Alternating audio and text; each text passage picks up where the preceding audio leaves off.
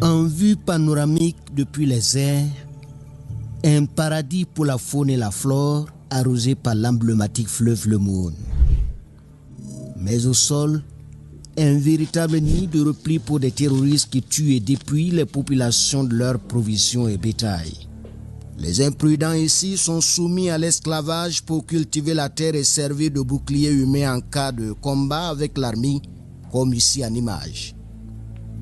Armes au poing, des combattants terroristes acculés tentent de se sauver de la pression des unités militaires avec des centaines de femmes et d'enfants. Alors l'action entreprise le 27 février 2025 par les forces combattantes est bien complexe. Séparer l'ivraie du bon grain dans une action robuste pour assainir les forêts des Bangwa et faciliter la réinsertion des populations. Au soleil dans les airs, la traque est sans merci. De part et d'autre du fleuve, l'ennemi est vaincu sans grande résistance et c'est le butin qui en parle. Il y a aussi des dizaines de villages reconquis, des centaines de civils libérés. L'opération est donc un succès, mais non sans bruit des relais et communicants de l'ennemi tapis. Le général Moussa Diallo rassure. Au Burkina Faso, les combattants sont professionnels. Quand nous tous sommes engagés sur le terrain, nous avons des éléments prévôts, de la prévôté, de la gendarmerie, qui suivent les combats et qui agissent dans le sens du droit humain.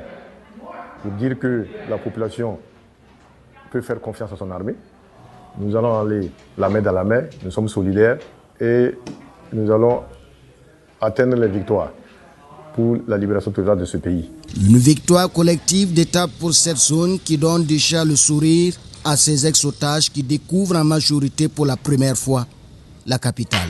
La prise en charge assurée par les services de l'État ici est holistique. L'âme, le corps et l'esprit. Ces plus de 300 personnes sont habillées, nourries et soignées aux frais de l'État. Ce centre de santé a accueilli près d'une dizaine d'entre elles souffrant de pathologies diverses, dues pour la plupart aux conditions de vie exécrables.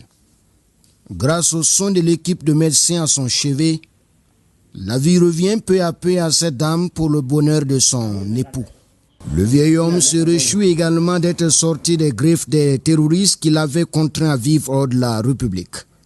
Sentiment partagé dans cette autre salle où la vie débute pour ces nouveau-nés dans les bras de leur mère et loin du tumulte des forêts des Bangwa. Pour ces femmes et leurs parents sauvés par l'armée, c'est une nouvelle vie qui commence avec l'espoir d'une paix retrouvée pour leurs villages respectifs, mais aussi le chemin des meilleurs avenirs pour leurs bébés.